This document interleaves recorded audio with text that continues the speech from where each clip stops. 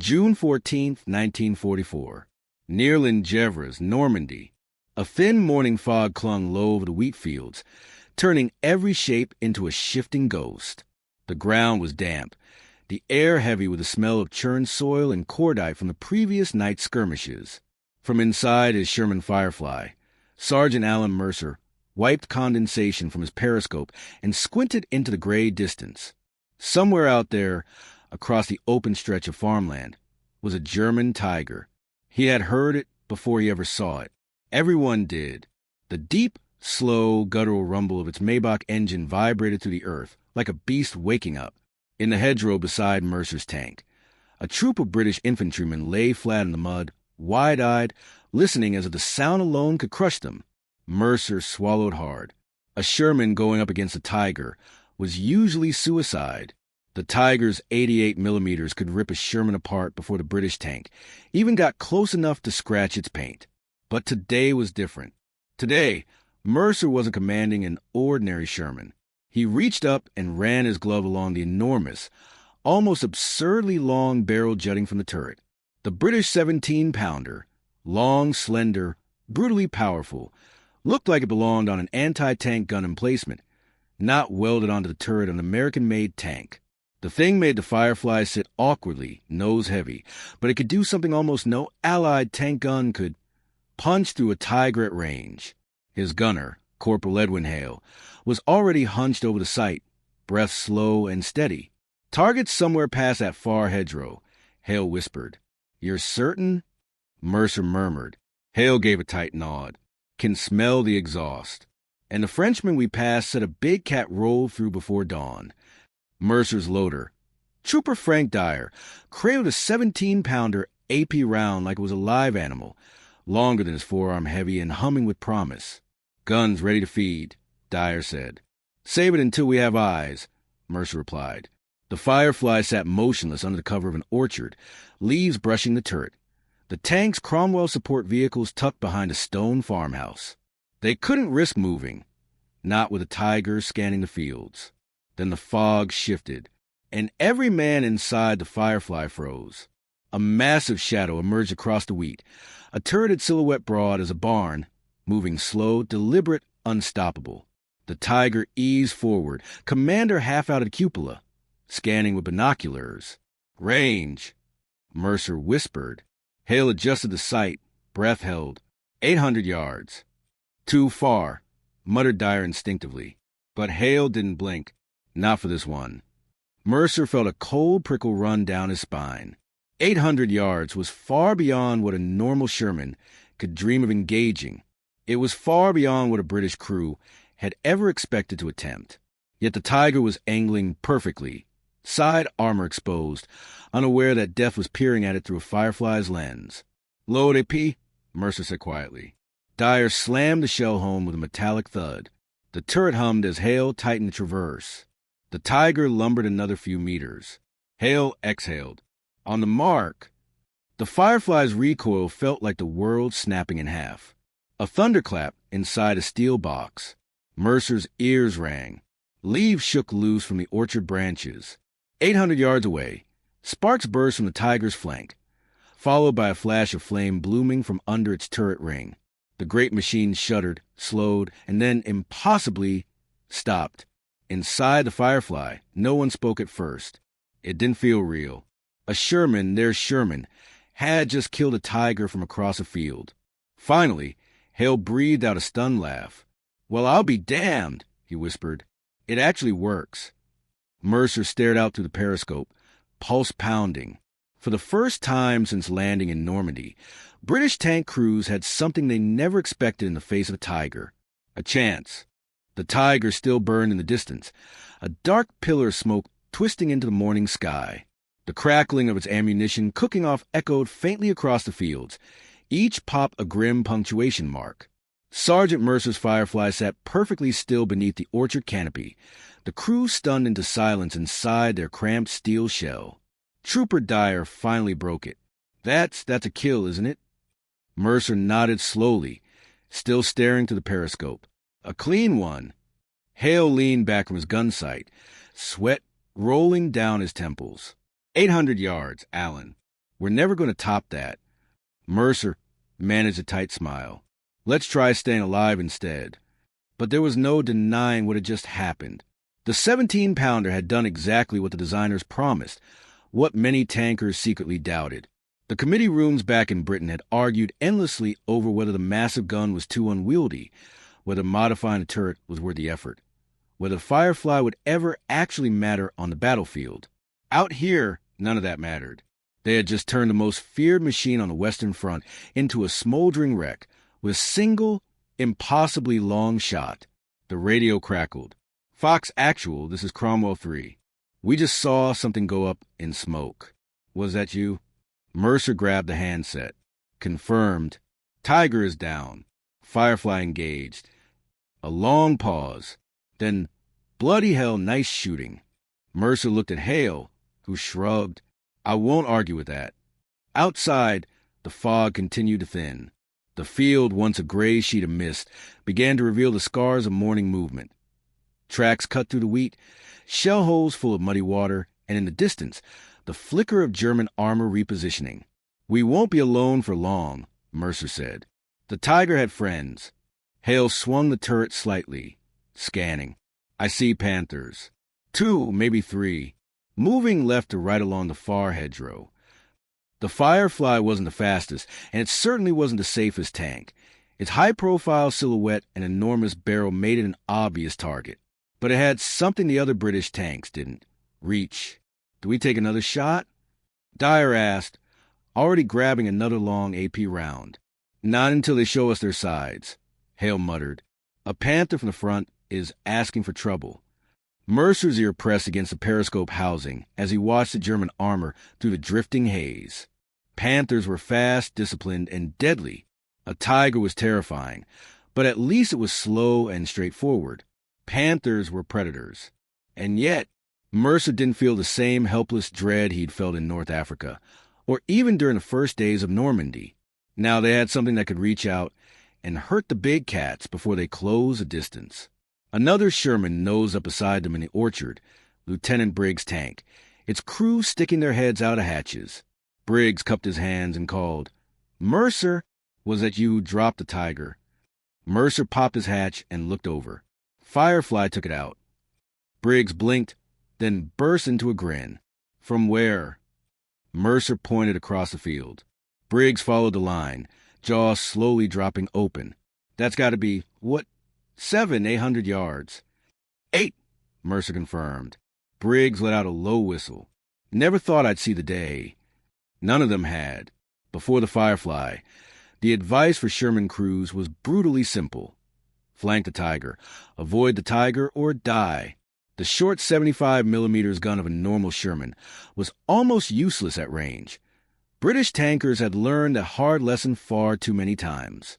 But now there was a weapon in Allied hands that could punch through German arrogance at distances the Germans believed were safe. Briggs waved toward the burning hulk. That'll rattle them. Word gets around fast. Their morale's not untouchable anymore. Mercer ducked back inside, closing the hatch. All right, lads. Enough celebration. Panthers are prowling. Let's stay low and keep eyes open. The Firefly's engine rumbled as Mercer eased them deeper into cover. The orchard leaves brushed the turret like fingertips, hiding the long barrel silhouette. Hale continued scanning, his hand steady on the traverse. Movement, he whispered. Panther on the right. It's hunting. Mercer adjusted the hull, angling them for a potential shot. Dyer tightened his grip on the shell. Sweat dripped from his brow, pattering on the metal floor. The crackle of burning Tiger debris drifted faintly on the wind. Hale's voice dropped to a razor-thin murmur. He's turning his turret, searching the field for whoever killed the big one. Mercer exhaled slowly. Let him look, but if he shows his flank, we answer.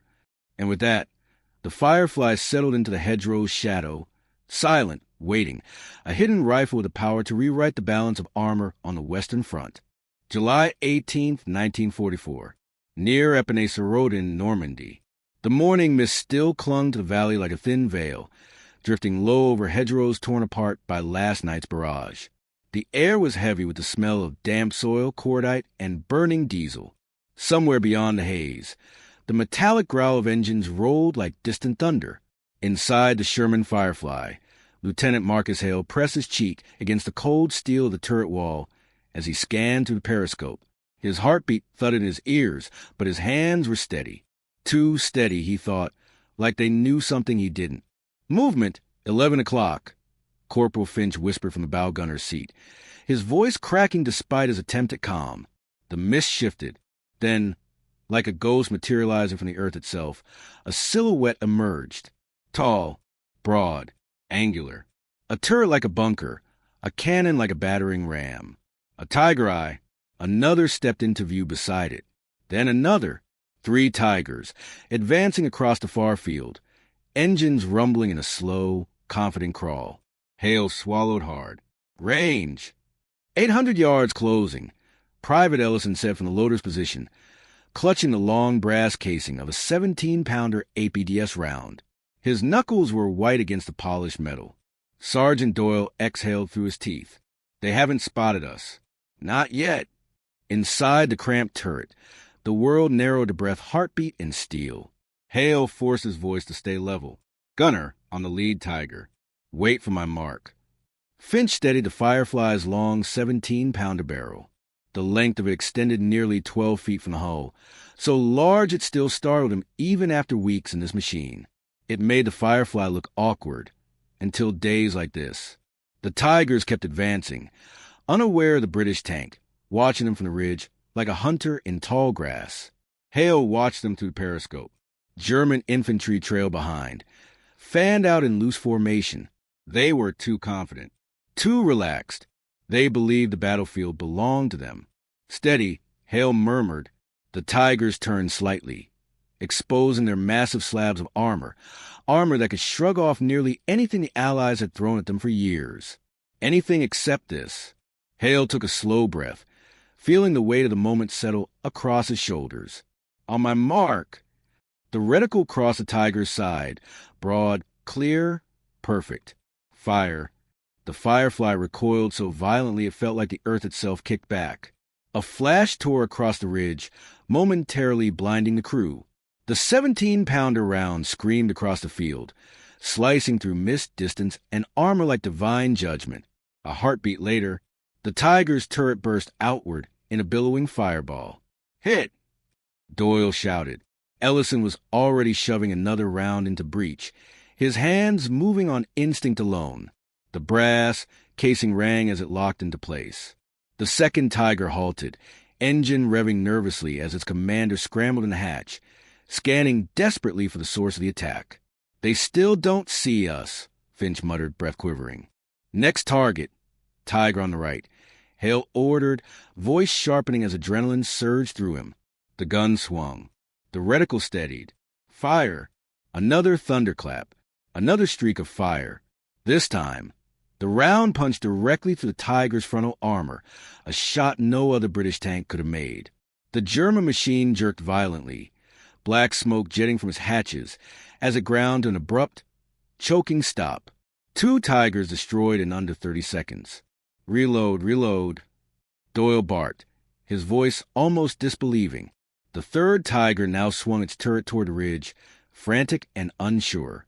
German infantry scattered, some scrambling for cover, others simply fleeing. The battlefield had shifted. For once, fear belonged to the enemy. Hale locked onto the last Tiger. "Finish it." The 3rd projectile slammed into the Tiger's side, ripping open its hull with a deafening roar. The turret hatch flew open, smoke pouring out as the crew abandoned ship. The valley fell silent, except for the crackle of burning steel. Inside the Firefly, no one spoke. 3 Tigers, 3 shots, 3 kills.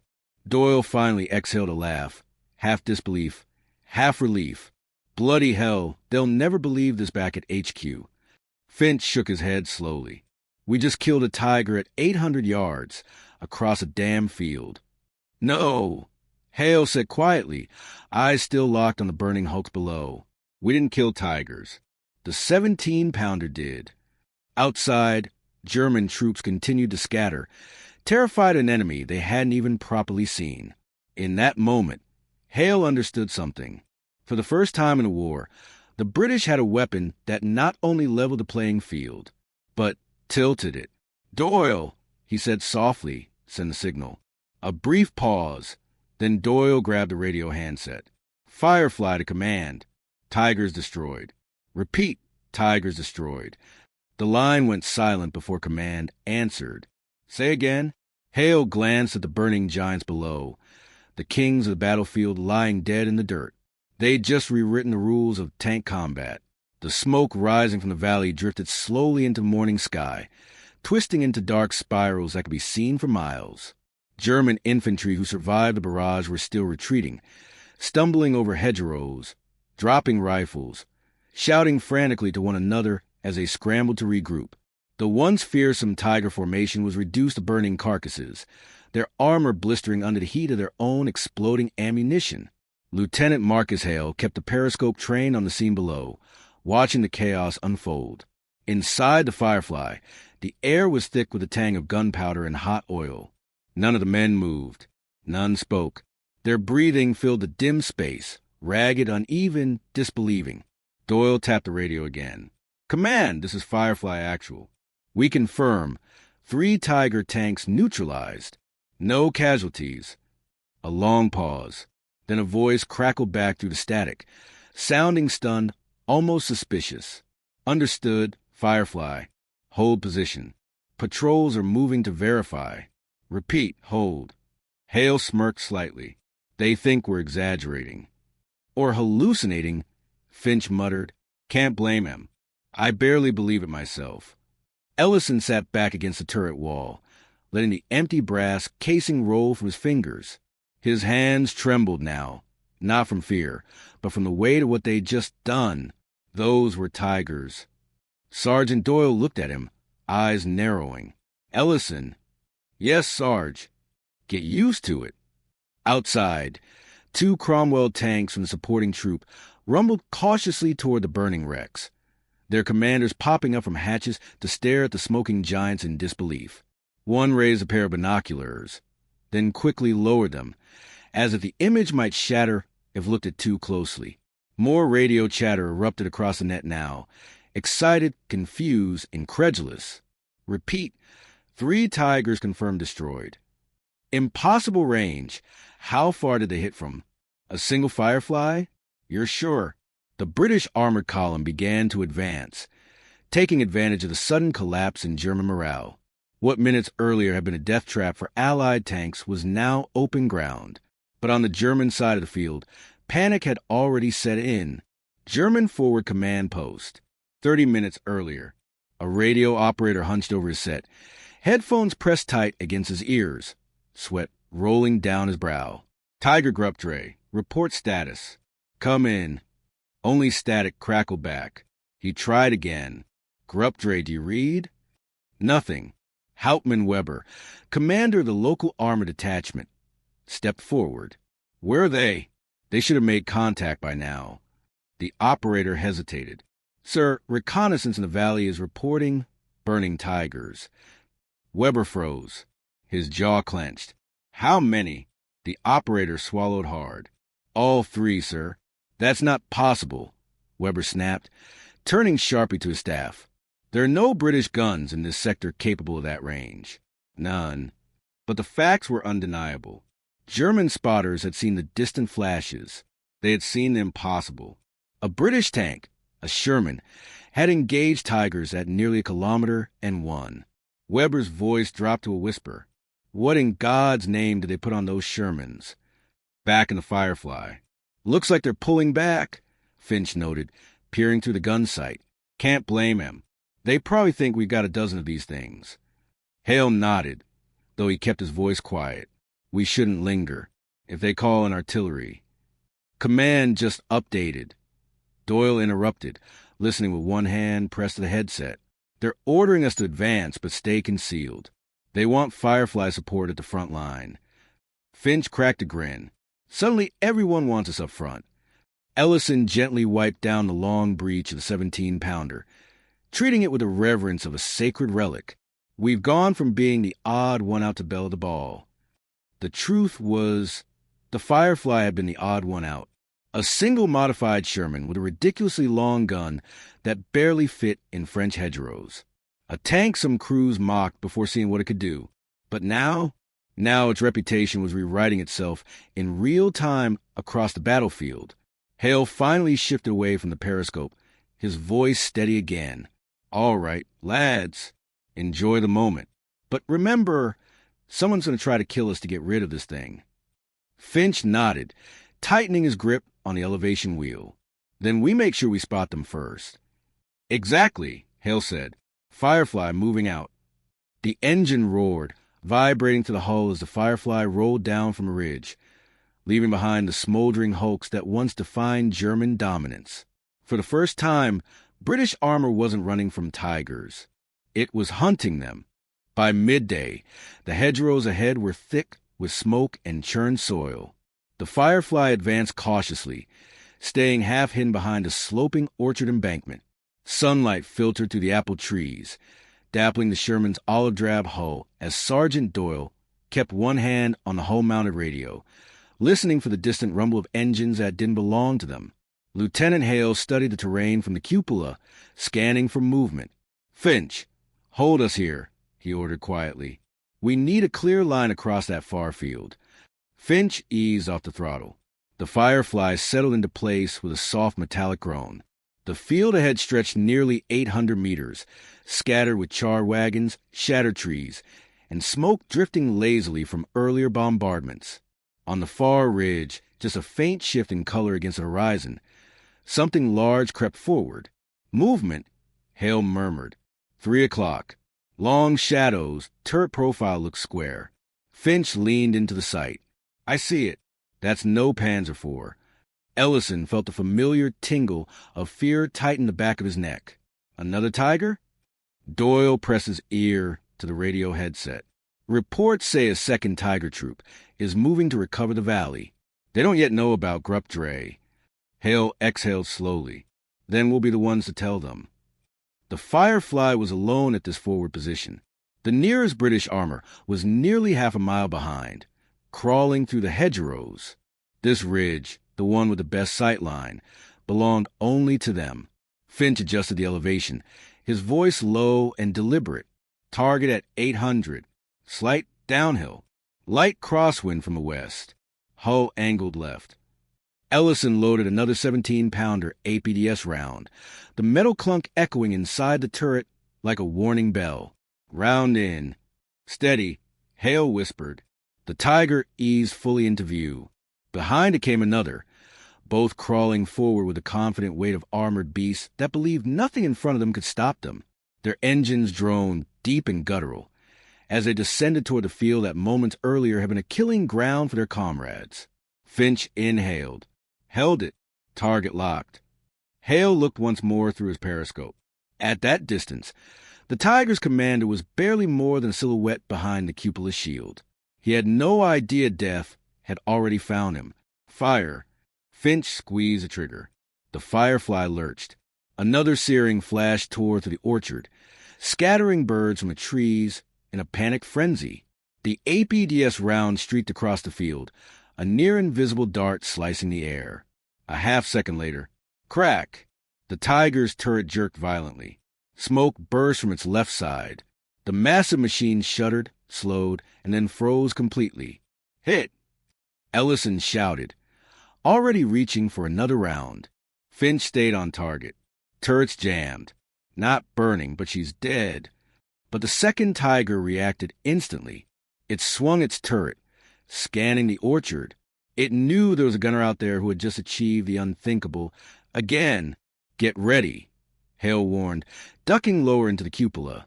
"If he guesses our position." The Tiger fired. The orchard exploded. A shower of splintered wood and burning leaves pelted the Firefly's hull as Finch instinctively backed the tank deep behind the embankment. "Jesus!" Ellison yelled. "He almost had us." Hale kept his voice steady. "Finch, pivot left. Doyle, where is he?" "Bearing 20 degrees. He's reversing, trying to get an angle." Hale peeked through the periscope again, eyes narrowing. The Tiger had halted halfway down the slope. Its turret swiveled slowly, hunting them. Its commander likely assumed the British gun was farther back. Something safer. Something conventional. He didn't yet know the truth. "Finch," Hale said, "we're going to crest the ridge again. Quick peek. One shot. Then down before he can return." Finch nodded once. Understood. The Firefly eased forward, inch by inch, until its long 17-pounder breached the upper line of the ridge. "Stop." Finch froze. Hale took a breath. On him. The Tiger's turret was pointed too far right. Its commander had misjudged the angle completely. Finch whispered. Target acquired. Fire. The 17-pounder barked like thunder. This time, the round punched through the lower hull plate. The Tiger erupted from the inside, hatches blowing open, smoke pouring out in thick black waves. The crew bailed, stumbling in panic, several collapsing from shrapnel or the inferno blooming behind them. Silence followed. A long, heavy silence. Ellison stared blankly. Two more.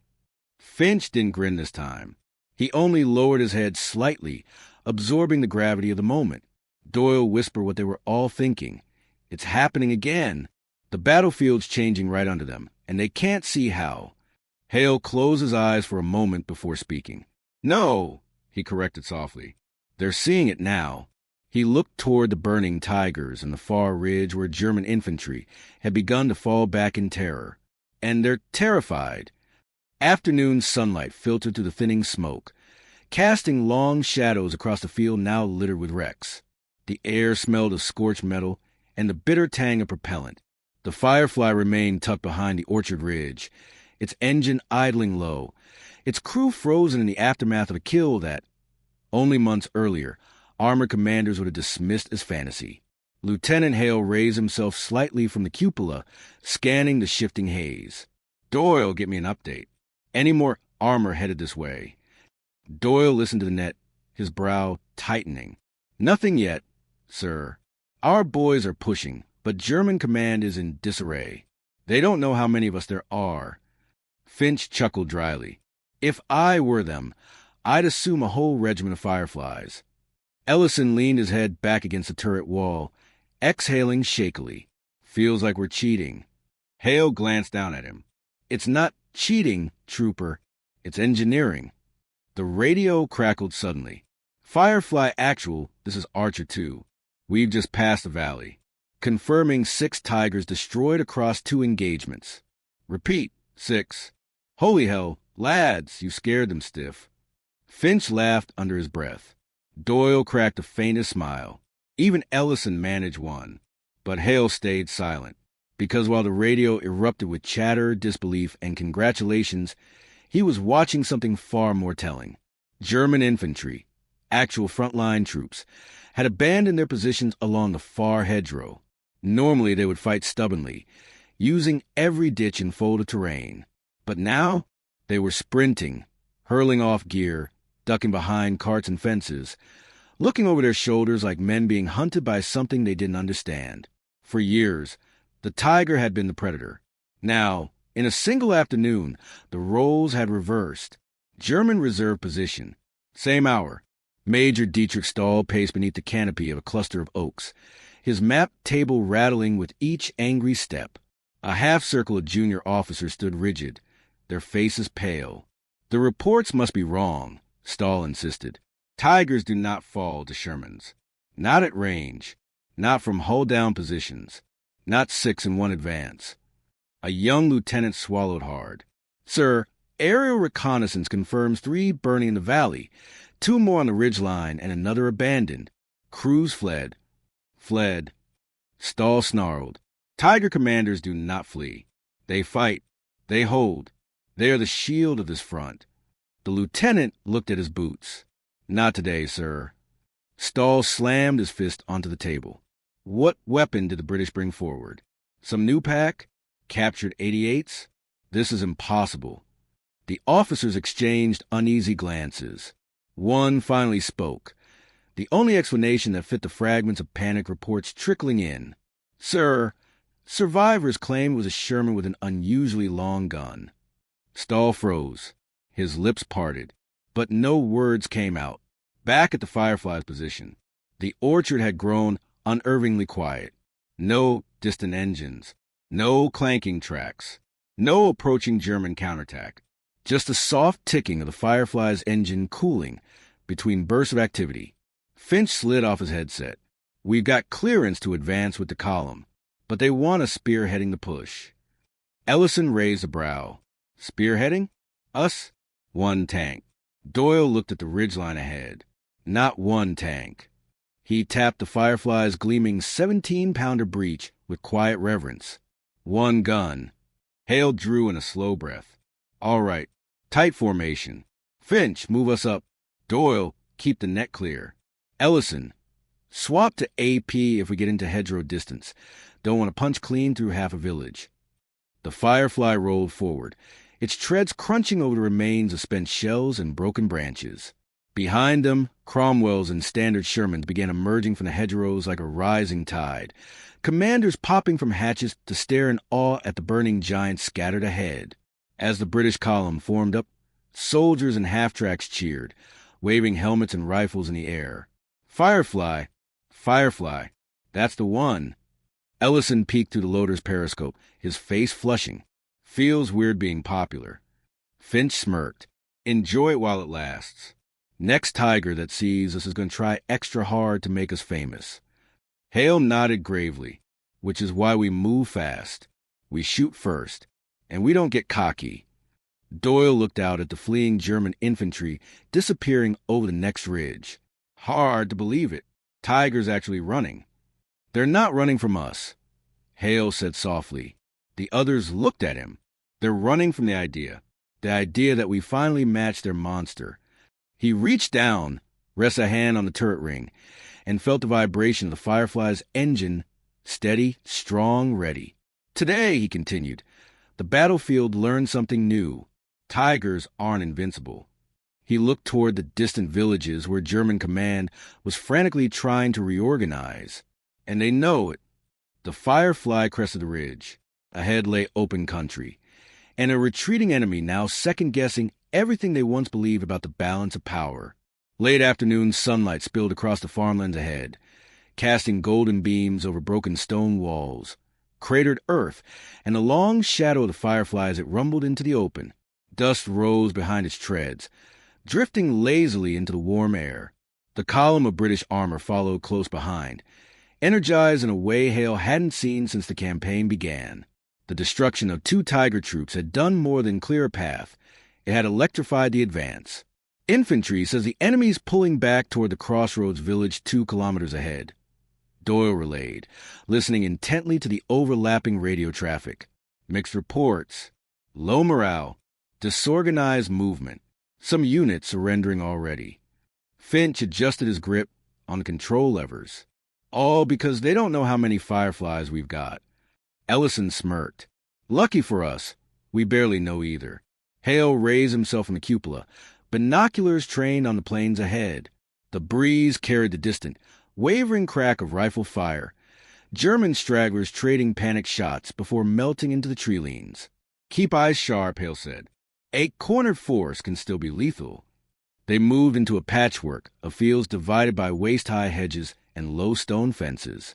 The Firefly's long 17-pounder barrels swept left and right, clearing each corner before the hull followed.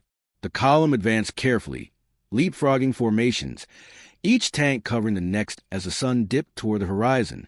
The distant silhouette of a small French village began to take shape, its church spire rising above the rooftops, smoke curling from chimneys shattered by days of artillery bombardment. Then Doyle stiffened suddenly. Contact. German armor. East side of the village. Looks like Panzer IVs, maybe Panthers. Finch let out a slow whistle. Panthers, great. Hale lowered the binoculars, meeting Doyle's eyes. Do they know we're here yet? Not sure. They're repositioning. Facing north toward the infantry line. Could be preparing a stand. Hale's voice turned firm. Good. Let's make sure they never get the chance. The Firefly accelerated, breaking from the road and cutting through a fallow field, its treads clattering over dried furrows. Dust billowed behind them as Hale scanned ahead, searching for the glint of armor. Finch angled the hull behind a collapsed farmhouse wall. This is as close as we can get without exposing the silhouette. Ellison braced another AP round. Loaded. Doyle. Hale asked. 2 Panthers confirmed. Doyle replied. They haven't turned turrets yet. Looks like they're waiting for orders. A perfect moment. A few seconds of advantage before realization set in. Finch, Hale whispered. Show them the new rules of this battlefield. The Firefly eased forward until only its gun crested above the broken stone wall. Finch dialed in the elevation. The Panther closest had its side armor perfectly exposed, unaware, unprotected. Fire. The 17-pounder roared like a thunderclap. The round slammed to the Panther's flank armor, punching out the opposite side in a shower of molten steel. The tank erupted in a fireball, turret rocking violently as its crew bailed in terror. Target down. Ellison shouted. The second Panther reacted instantly, turret jerking toward the Firefly's muzzle flash. Finch ducked him behind the rubble as the Panther fired. The wall exploded. Stones, dust, shards flying like shrapnel. The Firefly rocked as debris clattered off its hull, but remained intact. Move! Move! Hale barked.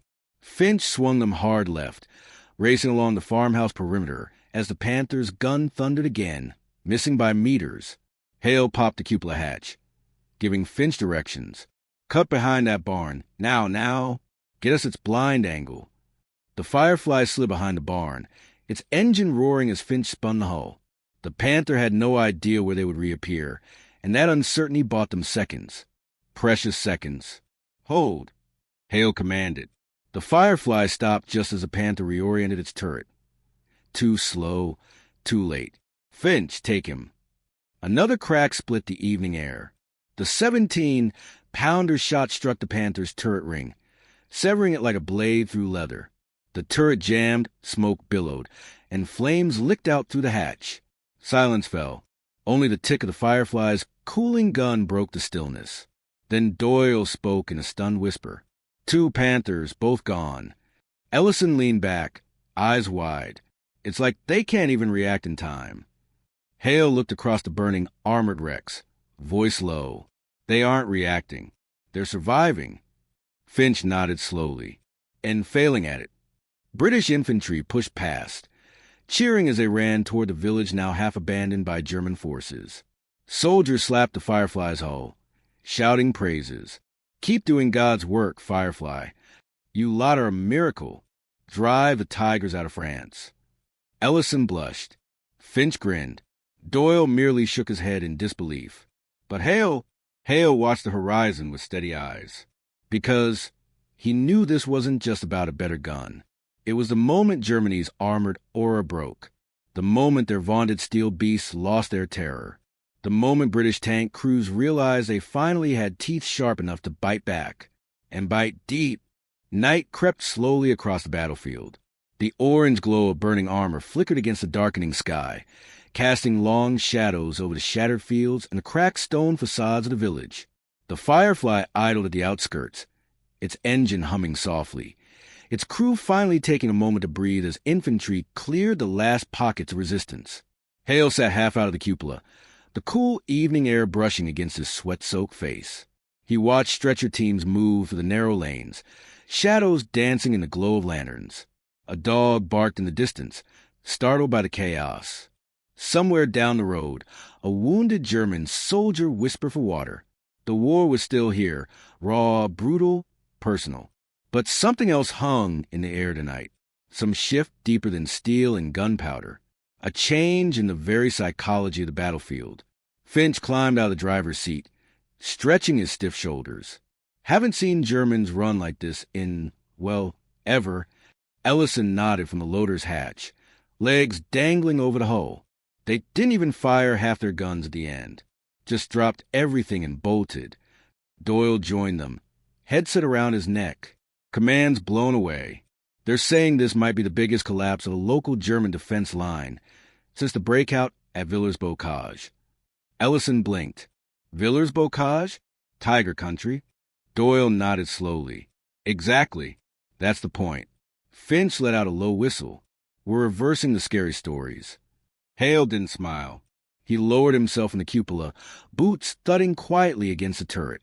"Listen up," he said, voice steady but heavy. "Tigers and panthers. They're still dangerous. Deadly. They're not going to just vanish because of one good day." Finch shrugged. "No one said they'd vanish. Just said we can kill them first." Hale gave him a firm look. "Yes, and that's exactly why tonight matters." The crew waited, the crackling fires in the distance filling the silence. Hale leaned against the turret, folding his arms. For years, the Tiger wasn't just a tank. It was a symbol, a ghost, something whispered about more than seen, something commanders feared before the battle even began. He pointed toward the dark silhouette of the burning panthers.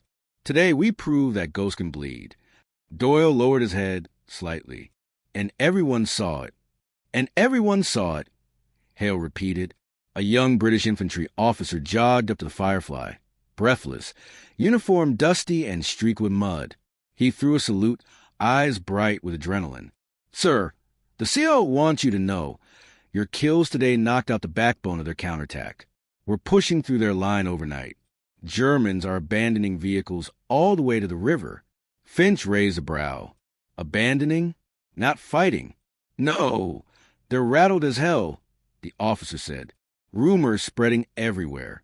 They're calling your tank a long-gun Sherman that kills tigers from a mile away." Ellison's eyes widened. "A mile? We never." The officer cut him off with a grin. "Rumors don't need to be right. They just need to scare the enemy." He saluted again and dashed back toward the command post. The Firefly crew exchanged glances. Then Finch said what all of them were thinking. "This thing isn't just a tank. It's becoming a legend." Hale rested a hand on the metal of the turret, feeling the warmth still radiating from its last shots. "Legends are powerful," he murmured. "Sometimes more powerful than armor." Doyle nodded slowly. "The Germans used to have the legends. Now," Hale looked across the fields where the greatest killers of the war lay burning. "Now we do." A fresh burst of gunfire echoed from somewhere deep in the village. A flare arced into the sky, bathing the rooftops in ghostly white light before fading into darkness. It was a reminder that the night wasn't over, and neither was the fight. "Right," Hale said, pushing off the turret. "Rest in shifts. Finch, stay with the driver's controls. Doyle, rotate watch. Ellison, keep that gun clean. We'll need it again before dawn." Ellison saluted, already ducking back into the turret. Finch groaned but climbed into a seat. Doyle began checking his sidearm and radio batteries. Hale looked one last time at the wrecked horizon.